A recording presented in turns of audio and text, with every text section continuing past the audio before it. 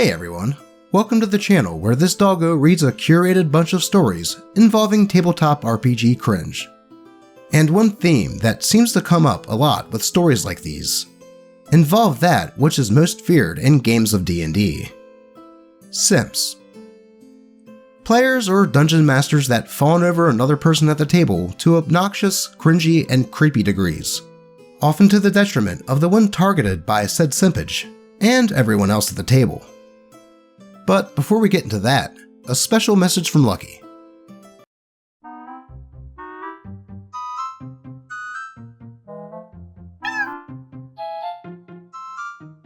Hey there, Lucky. Easy with the name calling. But you guys should listen to him and do those things. Anyway, let's get into these stories. Respect Goes Both Ways by Reddit user Rain on Cooper. Hey guys, I'm actually fairly disheartened that I find myself back here with a post-event. It is the story of Cat, not her real name, and it is likely to be the worst encounter I have yet to have. A few things I must note before the story begins. For a man, I have a tendency to be fairly feminine, both in mannerism and sometimes in appearance. Makeup can do wonders, as well as fairly tall. Keep this in mind. It will be important for the story. Now for the cast. We have me, Ragu, the barbarian Goliath. Cat, the problem player, playing an elf bard. The DM. And our other two members who, while having less interaction in the story, I feel are just as important as the rest of our party, who I will call Jack and Dean, an orc paladin and a human cleric, respectively.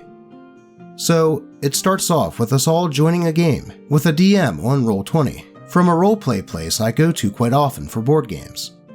Jack and Dean knew each other beforehand, while the rest of us were strangers.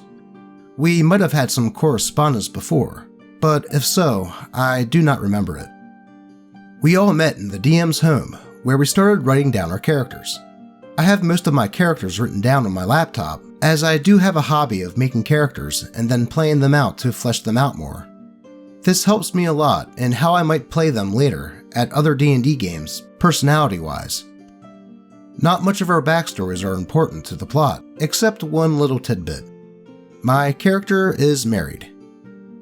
So, Session 1 plays out, then Session 2, and 3. No major red flags yet, aside from a bit of staring from Cat and a fair amount of RP between our characters.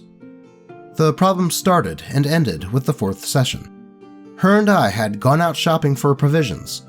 Well, I was out for a new weapon, as a nat 1 on an earlier berserker rage and reckless blow led to my maul snapping, and her joining me for provisions. I had gotten myself a fine new 2-handed warhammer, big catch there. Cat then announced, "I move over to Ragu and wrap my arms with his." Now, I will mention that I actually don't usually mind romance in D&D games. Honestly, I think it can be fun in moderation. But again, Ragu is married. Happily so, in fact. So I said I push her off and show my hand with the gold ring on it. She yelled, "Why'd you push me off?" This caught me off guard, as I thought the ring was evidence enough. "He's married," I answered. I shit you not. These were the next words that came out of her mouth. "Oh, come on. He'd be much better off turning into a woman and being my girlfriend." I stared at her and then looked to the DM and back at her. I was dumbfounded. "That's not going to happen," was my response to it. "Why?" she chimed, seeming a little aggressive at my unwillingness. I responded with, "He's a man, a very prideful man, and a very happy husband." She then said, "There could be potions to make him into a woman, I'm sure of it." At this point, I had clocked out from that weird conversation and just wanted to continue. The DM must have noticed and turned the roleplay over to the group that was at the camp. Later on, in that session, we were taking a long rest, with Jack taking first watch. During that time, Cat passed a note to the DM. The DM replied with, "Are you sure?" Those infamous words. She nodded, and the DM asked me to make a perception check. I rolled an 18, and she explained how, amidst my sleeping, I suddenly felt some soft weight upon me, which I immediately tossed off of myself. It turned out to be, you guessed it, Kat. Not just that, but she was nude. She said, "Oh, big boy wants to play rough." I did not reciprocate. Being who he was, he lifted her up under the armpits, walked out of his tent and over to the front of hers, and just plopped her there, glaring. I felt like this was the most non-violent way my character could show a no in this situation. I sat and joined the night watch from that moment through the night, just in case she tried to pull that again. Last but not least, the final straw. We were all just trucking through the brush of a forest, with big and grumpy me in the front. Kat, once more, approached me with a, "Please hold me, I'm scared." I say I push her off. She clings again. I push her off once more. I don't remember how many times she did it, but it was at least 5 times on that walk.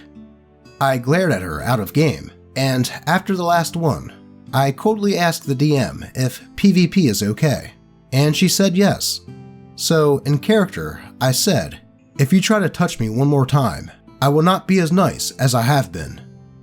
This, in my opinion, was an obvious threat from an angry, tall, lawful evil Goliath barbarian. She, for who knows whichever reason, did it, again. So, I punched her in-game. She responded, thusly, with, "What the hell is your problem with me?" To which I shouted back, "What is your problem?" She squawked back with a, "You can't hit a woman, that's sexist." I, being livid at this point, say, "You say I did something wrong? Your character literally tried to sexually assault mine and has been harassing me this entire session. Have you no respect for no as an answer, nor the fact that he's married?" "You're disrespecting my sexuality," came out of her mouth. I believe that anyone can love anyone and be with anyone as long as it is above the age of consent and is not a violent one. So I barked back with, "And you're disrespecting my consent." I then turned to the DM and just said that Ragu clenched his bloody fist and leaves back in the direction we came from. I did not respond to anything Kat said from that moment on, and until the session ended. The DM sent a text during and asked if Ragu was following them. A no came back from me, as I had made up my mind. So, after the session, and we all went home, I texted the DM back and said I was quitting the game. She was pretty respectful, but mentioned that apparently Kat had a crush on me. So, the final message between us went as follows. Then she went about it the completely wrong way.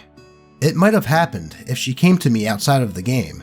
Heck, the in-game romance might have as well, but one should not pursue outside romance by doing it in a game of D&D. This is a mindset I've picked up from Den of the Drake. But what about Doge? Aided by the fact that I myself came into D&D for the first time with the same "maybe I'll get a girlfriend over this" mentality. I think I did things pretty well, but I don't know if I could have done it better. I'd love to hear your guys' criticism and opinion. Thank you. TLDR. A girl suddenly starts flirting with my married character in a weird attempt to flirt with me. Kat should have stopped with the flirtations after the first time OP stated that he was not interested. The fact that she kept pushing the issue so many times after is super creepy and a bit cringe. Then to call OP a sexist for hitting her character in-game when she wouldn't stop is just stupid. If she actually liked OP out of game, maybe she should have listened the first time he told her character no, and just ask him out for a coffee or something out of game. She chose to flirt with him in game instead, which is kind of sad. Now, OP probably lost any interest he might have had in her, which is actually probably for the best, as she kinda turned out to be crazy. talk about dodging a bullet. Though, what do you think? Did OP go about this the best way he could have? Or could he have done something a bit different? Be sure to let me know your thoughts. Let's move on to the next story. DM repeatedly shows obvious favoritism to their girlfriend. By Reddit user Lilium Darkright. Had to make a second account because my DM knows my other Reddit. Sorry if this seems incoherent. I didn't think I would post this today, but I guess I just wanted to see if I was insane. All names used are fake, obviously. My DM, who we will call Mike, has been running D&D 5th edition games on and off with us for a few years now. His girlfriend, Jenny, has recently started playing with us for this latest campaign that we began around a half a year ago now. And though Mike has historically been a great DM, he just keeps bending the rules and generally focusing the campaign around Jenny's character to a ludicrous degree. For example, myself and a number of our party members have noticed for a long time that no matter how much damage we may collectively deal as a party, no boss has ever died until she hits them. This is also something that is applied to the last enemy of any particular combat encounter. We'll collectively barrage the last bandit with rogue sneak attacks, hails of arrows, paladin smites, and anything else we have, but after literally hundreds of points of damage, the thing that bandit dies to is Jenny's magic missile. I'm not usually one to get jealous over arbitrary kill counts in D&D, but some of us have actively started withholding our attacks to let her hit the last enemy, for them to miraculously die when Jenny hits them, despite them not having been targeted yet, and seemingly perfectly fine the last turn. This is far from the most overt thing though. Whenever Jenny is disappointed with the damage a magic weapon does, or that she misses an attack with a weapon, Mike will retcon the stats of the weapon to do more damage, or have higher bonuses to hit to an insane degree.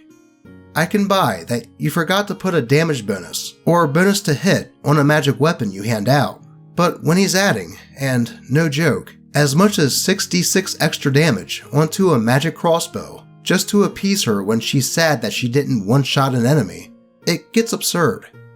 Oh, that sword was supposed to be a +5? That actually hits. Or, oh, my bad, this random soldier is actually weak to lightning damage, so double that damage.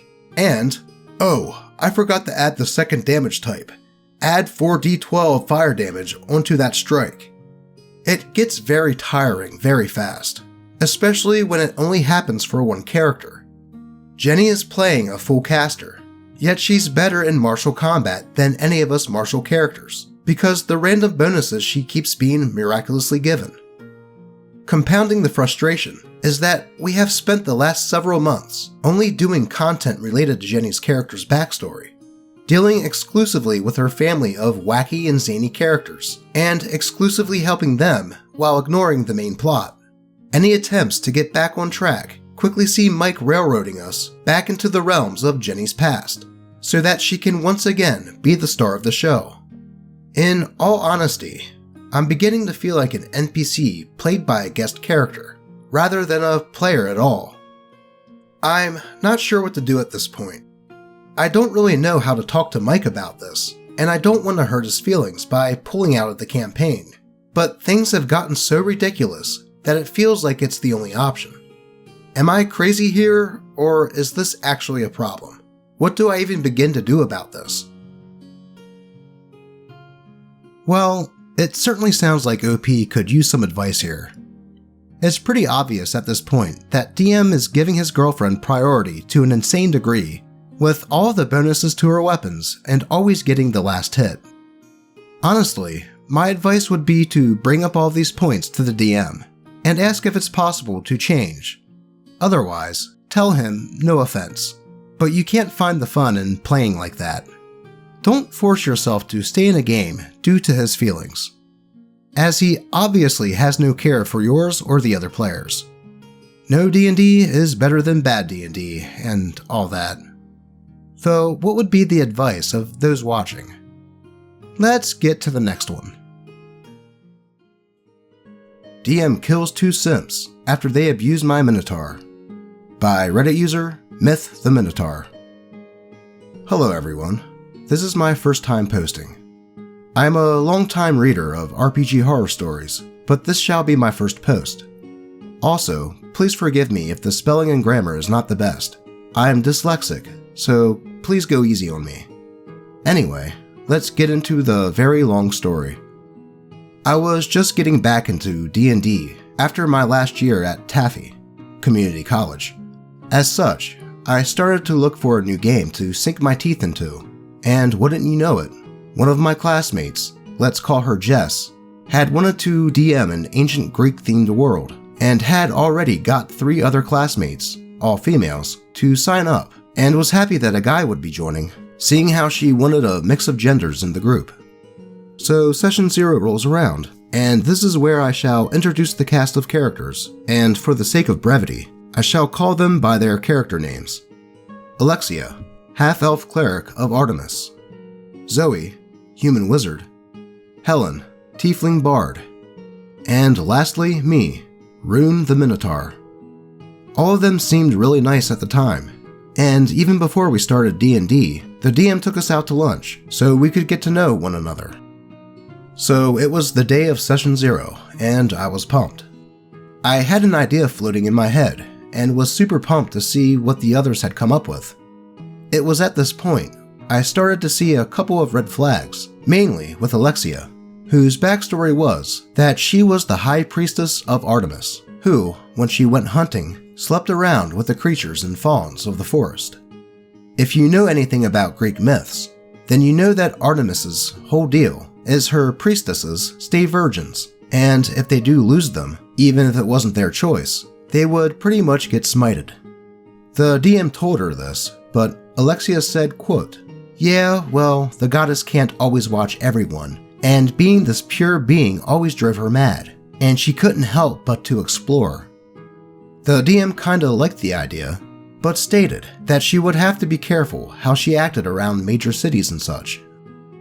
The other red flag came up with Helen, who basically wanted to play a succubus muse that fell in love with any hero she meets, and after she was done playing with them, she would write a new song about how bad they were. Think Taylor Swift, but with mind-breaking spells later on. Anyway, it went around the table, and all of them spoke about their characters, until it got to me, and when I told them I was going to be playing a half-minotaur. Think of a satyr, human head, but bull horns and lower half bull. He was a himbo barbarian, with a heart of gold and childlike wonder. The DM loved it, and Zoe thought it would be cool to see a monster fight alongside the heroes, but the ones who she really loved were Helen and Alexia, who started to ask me about what he looked like and what kind of girls he went after. I kinda shrugged and told them that Rune doesn't really know anything about dating, seeing how he was locked up in the maze all of his life. It was at this point Helen said something that made me a bit worried about the sessions to follow. Quote, "Oh, don't worry, Rune. We can teach you everything about a lady." All of us had a laugh, thinking it was a joke, and we moved on. Oh, how wrong I was. Cut to the first session. Everything was going great. We had been sent by a follower of Hermes to go and kill a pack of hellhounds, later found out they were just black wolves, and bring back their pelts. On the way back from killing, we had to rest, and this is where the first incident occurred. Seeing how minotaurs don't have dark vision, I told the party that I wouldn't be the best if I took watch, so maybe the rest of you would. At this point, I did have a lot of the limelight, seeing how, during combat, I had pretty much killed half the pack, so I thought it would be a great roleplay point for them. So I took my long rest, and this is where the horror started. Alexia and Helen's players started to chat with one another in whispers, before giggling and waiting for Rune to fall asleep, and then asked the DM if they could sneak over to Rune and sit down next to him. The DM gave them a raised eyebrow and said sure, roll a stealth check. Both of them rolled over my passive perception, which was a 10, and then they said that they're going to take off Rune's pants and ask the DM how big he was. Cut to me, the DM, and Zoe looking at them in shock. The DM is not sure what to do, looked over at me, and asked me if I was okay with this. I said no, and both of them started to get very defensive, saying it's what their characters would do, and how they had never seen one of his kind and wanted to see if the rumors were true.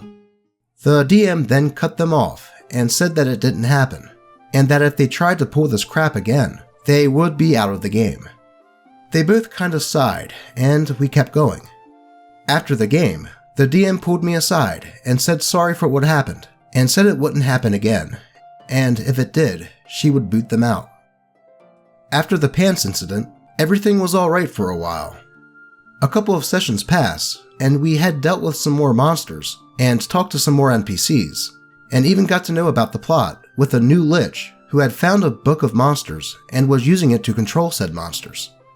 During this time, both Alexia and Helen would make passing remarks about Rune and try to flirt with him, but it would always fly over Rune's head, and we all got a small chuckle out of it. Well, Zoe, DM, and me at least. But then it all went downhill, where one night, after the game, both Alexia and Helen's players asked me if Rune would ever date one of them. I told them no, it would never happen, seeing how Rune was asexual like me. After they find this out, they flip out, saying that DnD is a fantasy, and he should pick one of them, and how I was dumb for not wanting a romance plot.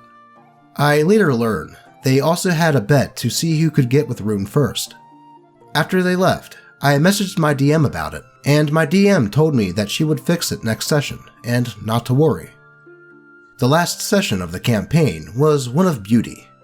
After we did the last quest, we went to the tavern to spend the night. Zoe's character, at this point, had to leave and went off to class, so it was just the three of us. Rune started to drink a lot, for he had killed a mighty foe and wanted to drink until he dropped. Alexia and Helen's players couldn't be happier, and the DM knew what they had planned. After Rune had his fill and was drunk, they took him up to the room. At this point, I looked over at the DM, and she gave me the evilest smile I had ever seen. The DM asks what they do, and they tell her how they touch and feel him up. It is at this point Alexia's character hears a voice in her head, a very, very pissed off goddess of the hunt, who basically tells her, for her actions of sin, she and the devil behind her shall be punished. The DM then tells them how Rune's eyes glow with a holy light, and how his hand grabs his great axe, and he roars with might.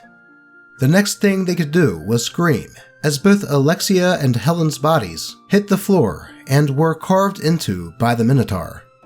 The players then started a screaming match with the DM, after which both of them packed up their crap and left. The DM said she would start a new game soon, and she would keep me posted. After the game, the DM started a new one, with Rune, Zoe, and 2 more newcomers. It was one of the best games I ever played. If you got to this point, I just wanted to say thank you for reading my first ever D&D horror story. Oh, Crit Crab and Den of the Drake, your videos are what got me to write this. So yeah, thanks for all the hours of fun videos you do. Well, hopefully you can add this Doge to that roster. That sure was a creative way to get rid of 2 annoying players.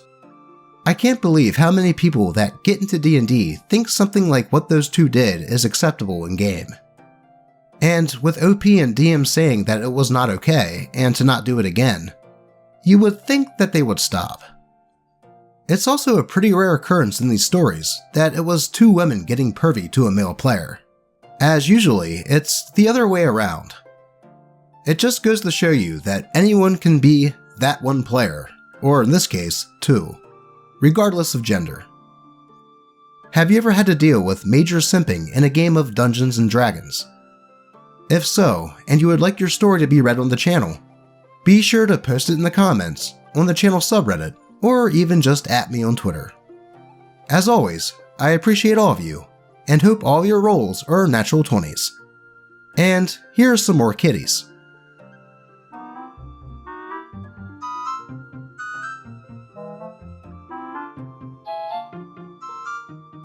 Until next time.